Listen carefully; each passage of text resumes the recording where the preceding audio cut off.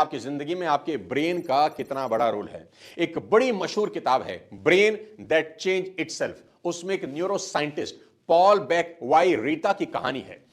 Paul के पिता petro एक टीचर थे, पर एक स्ट्रोक की वजह से वो पैरालाइज हो गए और छोटे छोटे काम के लिए दूसरों के मोहताज हो गए।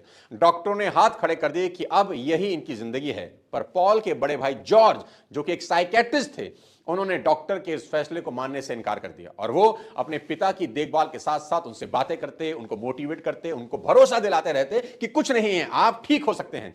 धीरे धीरे कुछ सालों में पॉल के पिता पेड्रो न सिर्फ चलने फिरने लगे, बल्कि उन्हें वापस टीचिंग का काम शुरू कर दिया और कई किताबें लिख डाली। बाद में जब उनकी मौत हुई तो मेरी जैन नाम की एक डॉक्टर ने पेड्रो की बॉडी ऑटोप्सी की, जिसके बाद पता चला कि पेड्रो की बॉडी कभी पूरी तरह से रिकवर ही नहीं हुई थी। यहां तक कि उनके दिमाग का वो हिस्सा जो बॉडी पार्ट को कंट्रोल करता था वो भी 97% डैमेज था, पर बाकी बचे सिर्फ 3% ने पेड्रो की विल पावर की वजह से खुद को रीऑर्गेनाइज करना शुरू किया।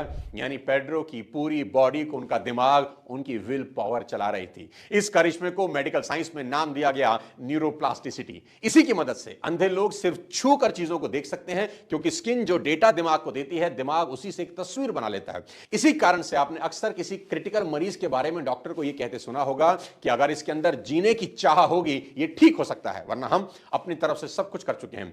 मेडिकल साइंस का तो यही मानना है कि इंसान की फिजिकल रिकवरी बहुत हद तक उसकी मेंटल स्ट्रेंथ पर डिपेंड करती है। इसकी सबसे बड़ी ताजा मिसाल हमें कुछ दिन पहले देखने को मिली क्रिकेटर ऋषभ पंत के केस में, जो कि मौत के मुंह से वापस निकल कर आ गए, जिनके एक्सीडेंट के बाद बहुत से लोगों ने यह कह दिया था कि खेलना तो बहुत दूर, अब ऋषभ पंत कभी ठीक से चल भी नहीं पाएंगे।